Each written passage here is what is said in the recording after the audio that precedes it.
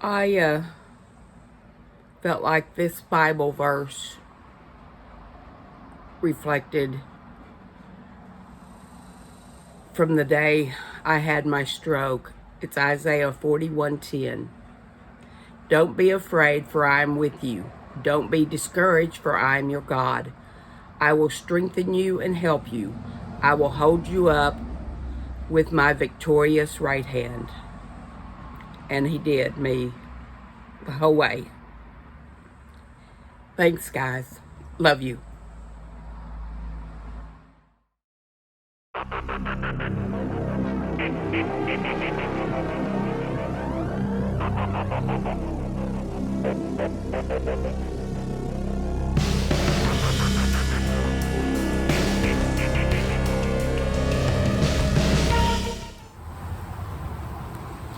Hey guys, Regina with Regena Re-Booted.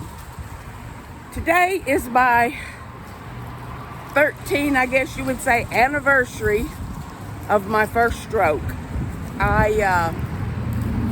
Sorry it's noisy out here. I'm outside in the backyard.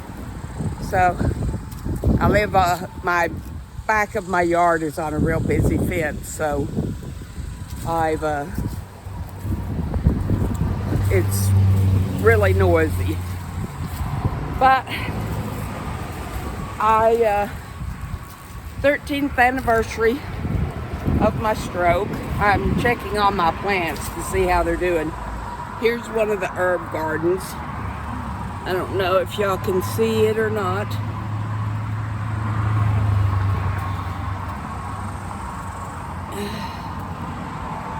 I've got basil, sage, lemon balm, all kinds of things like that. But I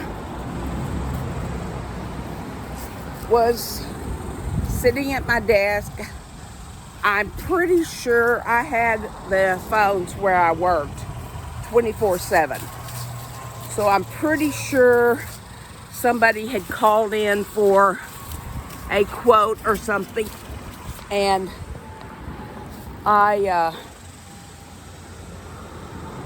was sitting at my desk getting ready to go to work, and I felt, and I don't remember whether I was talking to my sister or I called her or she called me, but anyway, I had told my sister that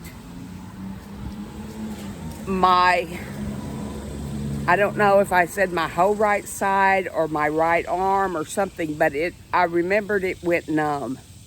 And she said, call the doctor. So I called my doctor and they said he was on vacation that week or something. And so I thought, oh well, it was probably nothing. So I went and called my friend Sharon because I had to tell her something. And my friend Sharon passed away earlier this year. And Audrey's having fun. She's running up and down the run for some reason. But I called my friend Sharon. I got her voicemail and I left her a message to call me back because I'm sure I was just going to tell her something. I don't know what it would have been. And so then I went and took a shower. I got out and I was sitting on the edge of my bed.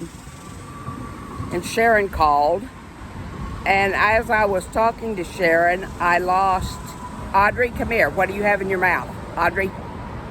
That's good, girl. Drop it. I'm not sure what she had in her mouth, but she dropped it.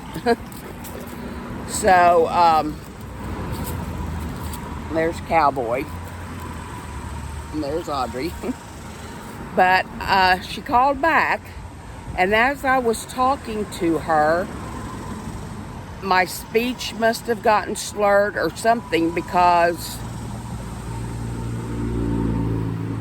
I guess I passed out or fell down or something, fell off the bed and landed on the floor because she ended up calling 911. So I think she actually ended up saving my life, which she said she was on the way to take her granddaughter to work, and she had to run in the house for something, and she just checked her voicemail as she ran in and saw I had a message, and something just told her to call me.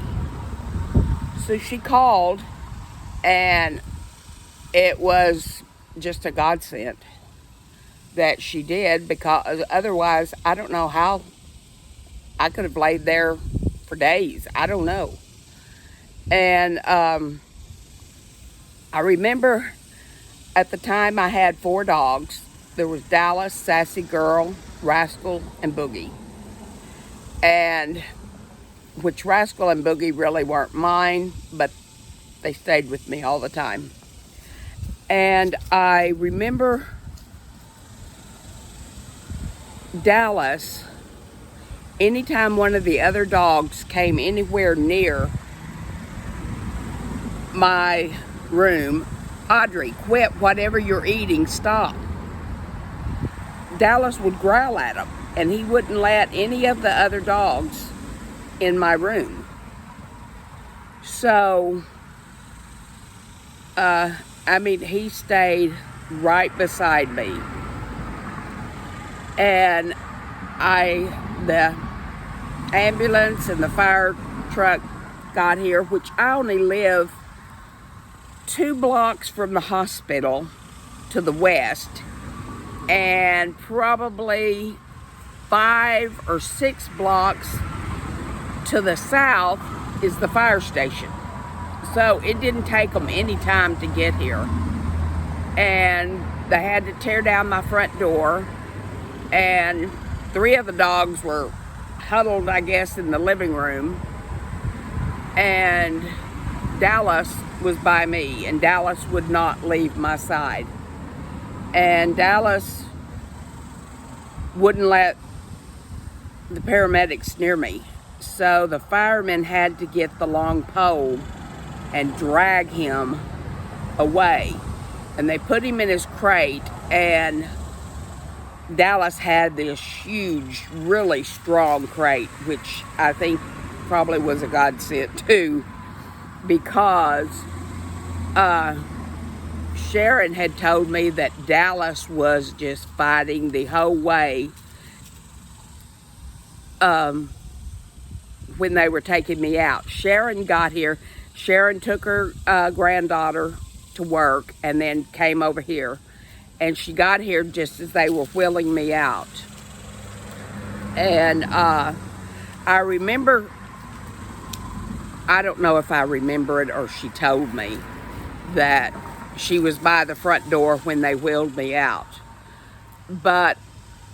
And she called her son Mickey, my good friend, and he came over.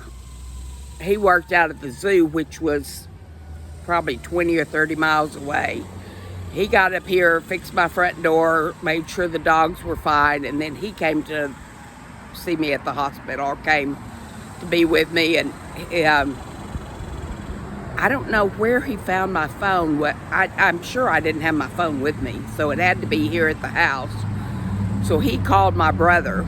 But I remember as I was in the ambulance, they didn't turn the sirens on at first. And it's funny how you remember some things and some things you don't. But I remember thinking, I don't know if I'm dead or alive, because they didn't turn on the sirens. So, but after I thought that, then they turned the sirens on. So I don't know if,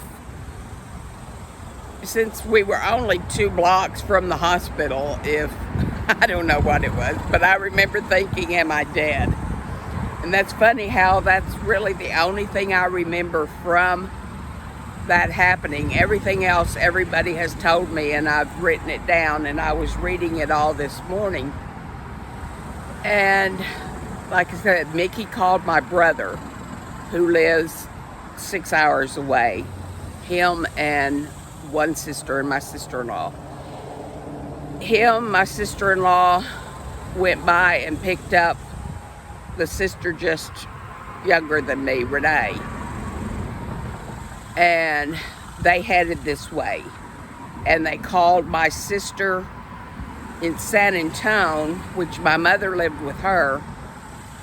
And my sister in San Antonio, Rachel, and my mother and my sister's daughter, Karis. Cowboy, you're slobbering an awful lot. Headed this way, which they probably were 6.5 hours away. And I remember the neurologist. I had the best neurologist. He came in, and I don't know if he woke me up or I woke up, but he said, we've only got a few more minutes to give you this stroke that they give. I'm trying to get better lighting here. That they give stroke victims. And we really need to give you this shot. So, and maybe my blood pressure was too high or something. But I was able to eventually get the shot. And hours later, which I don't know, it had to have been hours later, because I remember waking up and seeing my brother, sister, and sister-in-law all standing beside my bed. And then I must have gone back out, I don't know. But then I woke up and I remember my sister, mother, and niece were all there by my bed. So, and other than that, I don't remember a whole lot. I remember once they moved me up to the stroke ward, I would get real impatient, and I had this in my notes and I had completely forgot about it until I read it this morning. And the neurologist said, not only does a stroke affect you physically, it affects you mentally, which I knew because of my crying, because of that it had affected my brain because of that. But he also told me that sometimes you just say things without even thinking about it, without even really knowing you're saying it. And he said, sometimes, he said, most of the time, you won't know if you're smiling. Somebody can say something funny, and you may think it's funny, but you won't laugh. He said a stroke impacts your brain a whole lot. And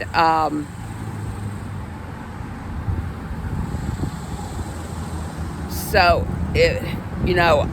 I know it's affected mine, and it affected my speech. There's a lot of words that no matter how hard I try, I can't say them right. And when I say them, I've noticed people make fun of how I say it and stuff, and I just ignore it and, act like I didn't hear them usually, which is strange. I'm surprised I don't say something and say, but I usually ignore that. And Cowboy, are you okay? Come here, boy. Come here and get out of the sun. You want to come over here and lay down? No? No, yeah, that's a good boy. And you act like you're really hot.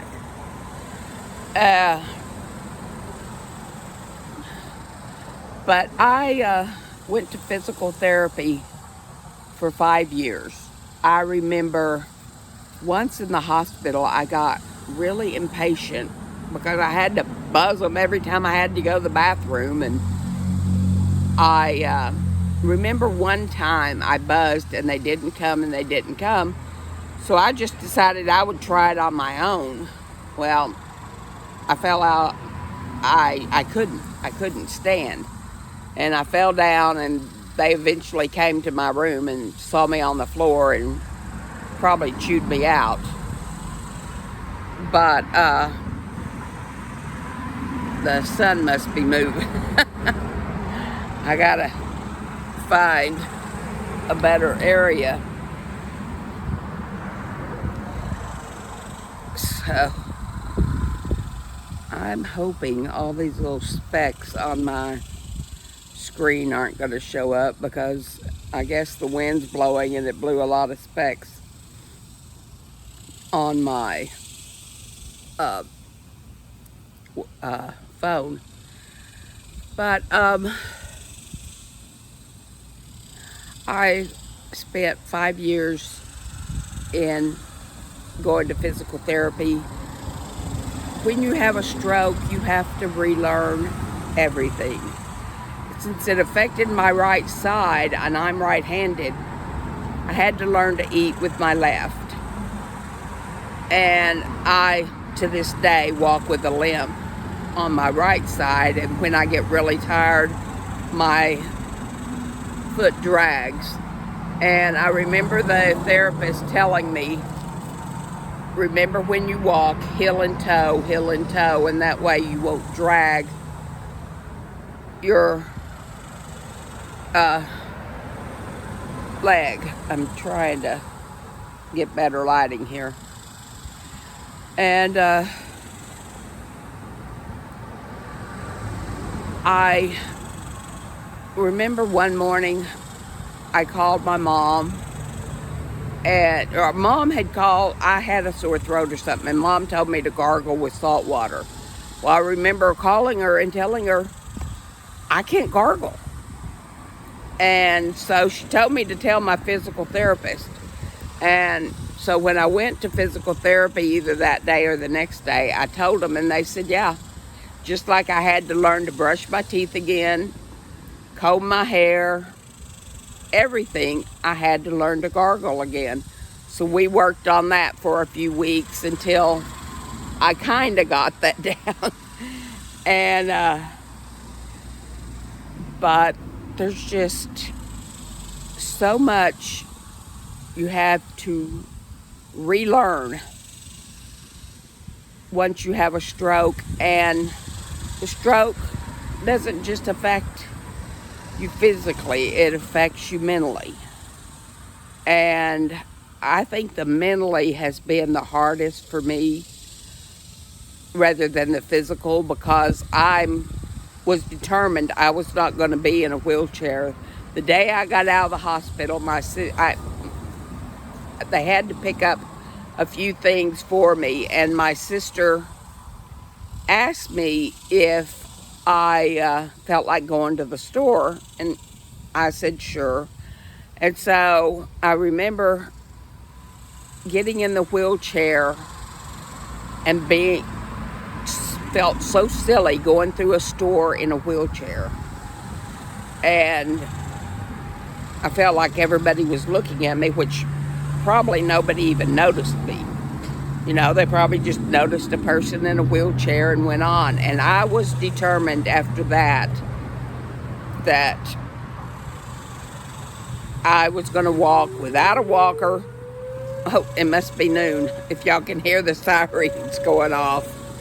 On Saturdays, our noon sirens go off, which I don't know why, only on Saturdays. It's really strange. But let's see if they'll quit here in a little bit. Yeah, it brought the dogs out. 9 years, well, Audrey just turned 9 at the 1st of July, and Cowboy will be 9 in November. When the sirens start, they always get up and run. And you think that after 9 years they'd be used to it. But I think the neurod, neurod, neurolog, neurologist. No, that's the doctor. Neurology impact that it's had on me has been harder than the physical, because the physical, I was determined I was going to walk without a wheelchair, without a walker, without a cane. To me, canes are useless. I fell more using my cane than I do without the cane. So it's like I won't use a cane unless I'm going to be walking for a long time and know I'm going to get tired. And like, there's sometimes I guess my cane has been useful, but a lot of times, like last time I went to see my mom's grave, I took my walker because I knew it was a long way from where I had to park to get to her grave. And so I used my walker then. And, but I knew I could solve a lot of my physical. My brain, I can't repair. Some of it repairs on its own, which I had in my notes that the neurologist said the brain repairs a lot on its own, but there's a lot that it won't. So I just wanted to make a video for today on the anniversary of the 13 years of my stroke. So thanks. Don't forget to like, subscribe, and hit the notification bell. And I'll see you on the next video.